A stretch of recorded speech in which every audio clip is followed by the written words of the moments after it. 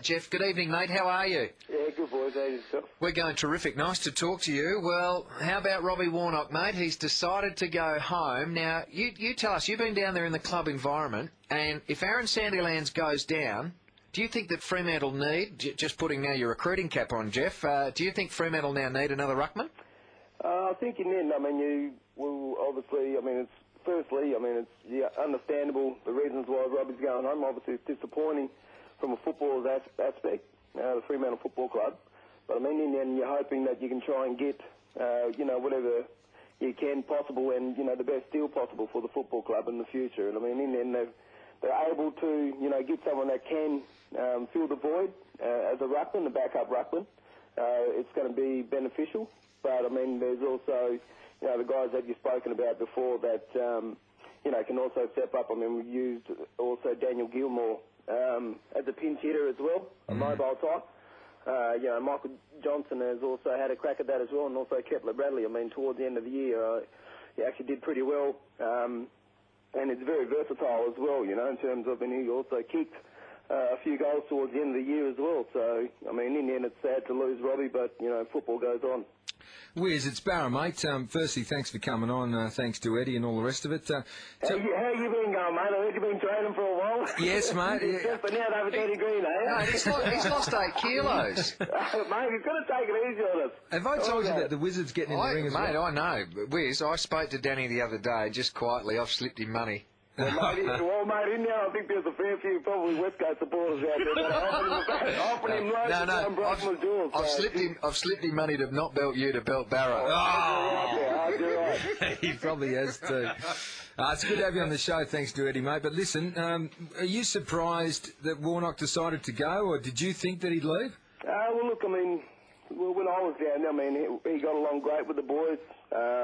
He really did enjoy himself down there, and while he was there. But, obviously with any player that comes from interstate, the opportunity of being able to go home, also you take into account, being away from family, the homesickness, there are things that you got to add up. And, every opportunity that you come out of contract, there's going to be a chance, more or less, for an opportunity of being able to go home with an offer from an interstate football club. So, he's got to sum that up. And, unfortunately for the football club, he's seen that it's time for him to move on. But, Jeff, when you have a look at, say, yourself and Des Headland and Josh Carr, you pretty much, or Peter Bell, you all pretty much return home for a lot of the same reasons as he's going. Yeah, exactly. So, you can't deny and question, exactly why he wants to go back home.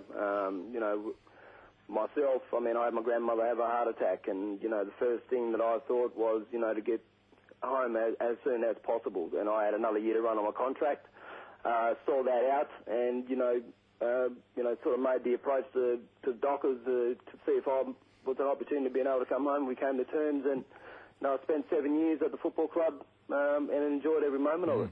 Is that right? Well, mate, the thing with Warnock, though, is, and this is what he agonised over, was that he knows that he probably hasn't been at the club long enough. He probably would have liked to have stayed 2 more years, but this was a unique opportunity. And I guess with Sandilands being such a dominant player, and arguably he could win a Brownlow one year, Sandy, couldn't he? And when you're stuck behind a bloke like that, it's pretty hard, Wiz. Yeah, it's always hard. And, obviously he's young and still developing his game, but, just the signs that he's shown is very promising. And then you look at, the opportunities that he may have with, Spider being the number one and having the year that he has, it could be, pretty difficult. But, the times that they've rucked together, the Twin Towers have been phenomenal and very beneficial to our midfielders and also, to the football club to have that, with, I suppose, Spider being in the ruck and then being able to go forward as well and pinch hit and, be a target down there and maybe kick some goals, the same as Robbie Warnock. But, and then life goes on. The football club has to move on, try and get the best deal possible. If Robbie does in the end decide that he is, heading home, which I've heard, and then do whatever needs to be done, to fill the void that Robbie leaves. either as a ruckman or, draft picks or, other personnel that may need to fill the void to help the football club be successful next year. Well, let's move on to yourself, Jeff. Enough about Robbie Warnock. I'm sure that's going to be a topic of discussion for us for the rest of the night. But just take us through the meeting that you had. Were you of sound body and mind when you went into that meeting, by the way, Jeff? It was a bit early, I would have thought. Yeah, it was. Look, my meeting was actually 3 o'clock in the afternoon. So, okay. By that stage, obviously I just got home at 2 o'clock, so it left me a bit of time to have a shower and get ready. So. They get you when you were vulnerable. They get you when you were vulnerable, mate. Did they? Look, serious note. I mean, obviously, we had a meeting, and basically came to the terms that the football club were heading in a direction that unfortunately didn't see me, with many opportunities.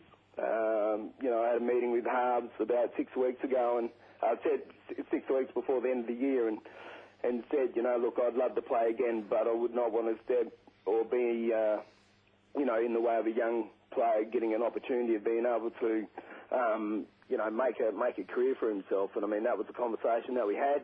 And then basically, I came to the decision to retire and wish the guys all the very best. I have the utmost respect for Harves and also, Bondi has players, but also, coaches as well. So I wish those guys all the very best in the future, and I'll definitely take special interest in the guys next year and in the future as well, and I hope they do very well and, try and get to, a few games during the year as well. So was there ever an opportunity to stay or a suggestion of say, the draft because, the club might not get what they want, or was that not discussed? No, not really, mate. I mean, in the end, I wanted to play at Fremantle. I mean, I didn't want to go into the draft or go anywhere else. And I mean, basically, what we spoke about, in the end, the picture was clear, that in the end there was going to be limited opportunities, and I didn't really want to be in the way of where the football club was going and a younger player coming through, and basically, I mean, we came to terms, and then I decided that I should retire, and I mean, it's been great the last, couple of weeks. Just being able to relax and spend now quality time with my children, take them to school, pick them up, the things that I've, I suppose, found difficult and hard because of the commitments with footy. Now I have all the time in the world for my kids. And in the back of your mind, you don't have to do another pre-season training session. Well, that was another thing as well. Well, maybe not, because if South Fremantle or Peel Thunder get their way, they want you to do a pre-season, don't they? Yeah, I mean, I haven't spoken with either club at the moment, mate. I mean, in the end, I'm just worried about, taking care of my kids, spending time with them and just relaxing. I mean, in the end, you've been a footballer, for so long, you're in a routine as such, and it's just great now that, I don't have the pressure, the stress, or I suppose the public, the media scrutiny that you do have when you're an AFL footballer. And, it's been great to be able to be, just a normal human being again. So Glenn Jakovich last Saturday morning here at Saturday Morning at the Footy said that you'd actually snuck in and had a coffee with Sicko.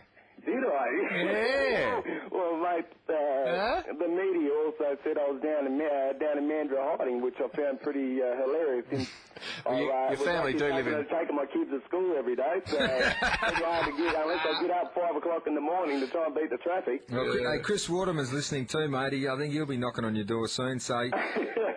You'll have plenty of options. Your manager, Anthony van der Wilden, did a good job for you, mate. He went in his batting, and I'm sure he's going to set it up for you.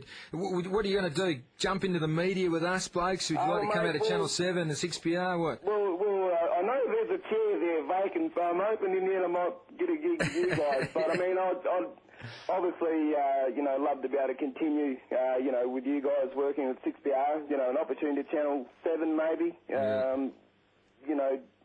Not quite sure sort of what the future holds, but, I mean, there's little things there. I mean, there's some other things in the pipeline that'll get a clearer picture, hopefully, and make a very quick and smart decision for my future and also, obviously, for the benefit of my children's future as well. And you might work with Eddie and all the rest of it.